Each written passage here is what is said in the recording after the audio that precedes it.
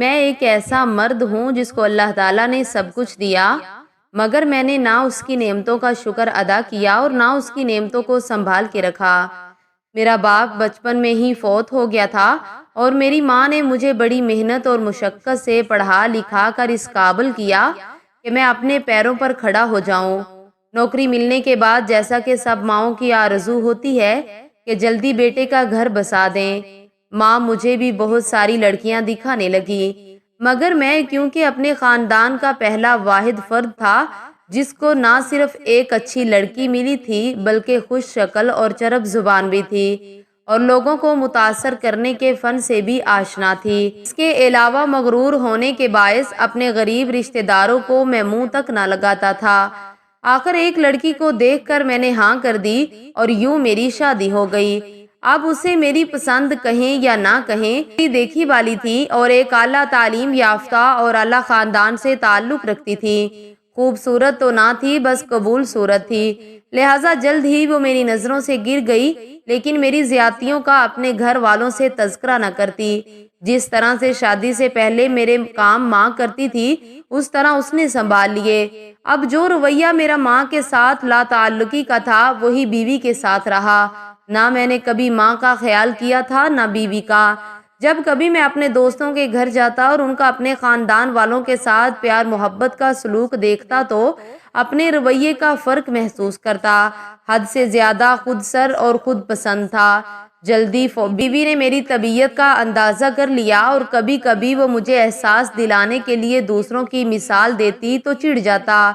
کوئی رشتہ دار عورتیں بیوی کی تعریف کرتی تو میں جل کر بیوی میں ہزاروں عیب نکال کر اس کو بد دل کر دیتا اور اس کو برا بنا دیتا۔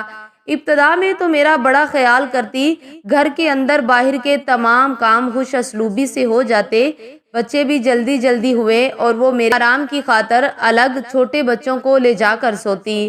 جلدی بچوں کی پیدائش اور کام کی زیادتی کے باعث اگر اسے کوئی کوتاہی سرزد ہو جاتی تو اس کے بدلے اس کو نہ صرف اپنی ماں اور بچوں کے سامنے گالیاں دیتا بلکہ اس کے احتجاج پر اس پر ہاتھ اٹھانے سے بھی باز نہ آتا۔ آج ان حالات کو پہنچ کر اب میں سوچتا ہوں کہ لوگ جانور بھی پال لیتے ہیں تو اس سے پیار سے بات کرتے ہیں، ان کا خیال رکھتے ہیں، مگر میں تو اپنی ذات کے خول میں بند تھا۔ ماں بیوی بچوں سب سے خدمات لیتا، خود کسی کے کام نہ آتا۔ میرے چھوٹے چھوٹے بچے کیسے بڑے ہوئے، کب بیمار ہوئے، کیسے صحت یاب ہوئے مجھے نہیں معلوم۔ یہ بھی علم نہیں کہ کیسے گھر چلایا جاتا رہا، کیا اور کس کس اشیاء کی قیمتیں بڑھ گئیں۔ گھر والوں نے مجھے ہر فکر سے آزاد کر دیا تھا، پھر بھی میں دفتر جانے اور پیسے کما کر لا کر دینے کو اپنے گھر والوں پر احسان سمجھتا۔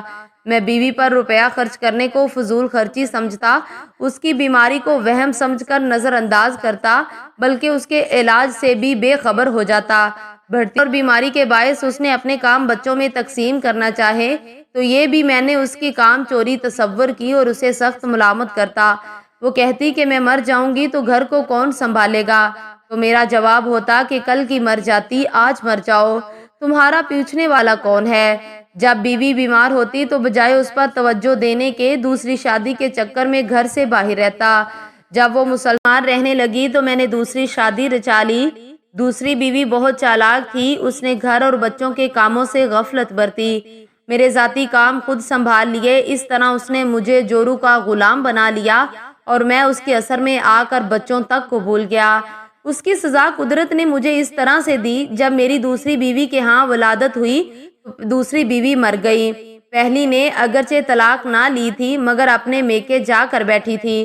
مجھے گھریلو کاموں اور بچے اور سنبھالنے کے لیے پھر اپنی پہلی بیوی کو بلانا پڑا، مگر اس نے میرے پاس آنے سے انکار کر دیا کہ جس گھر میں میرے بچے نہیں ہیں میں وہاں آ کر کیا کروں گی۔ میرا اکلوتا اور قابل بیٹا امریکہ چلا گیا اور اپنی ماں کو بھی اپنے پاس بلا لیا تھا۔ ایک لڑکی تھی، اس کی شادی ہو گئی۔ آج میں تنہا اپنے اعمال کی سزا بھگت رہا ہوں۔ دوست احباب رشتہ دار مجھ پر طنز کر کے چلے جاتے ہیں کہ سب خدا کی ناشکری اور غرور و تکبر کا نتیجہ ہے۔ اب میں ہوں اور میری بیماریاں میری ساتھی ہیں، مگر نہ اولاد میرے پاس رہنا گوارا کرتی ہے، نرس رکھنے کی مجھ میں استطاعت نہیں۔ اگر خودکشی حرام نہ ہوتی تو میں کب کا کر چکا ہوتا۔ بس تنہائیوں کے عذاب جھیل رہا ہوں۔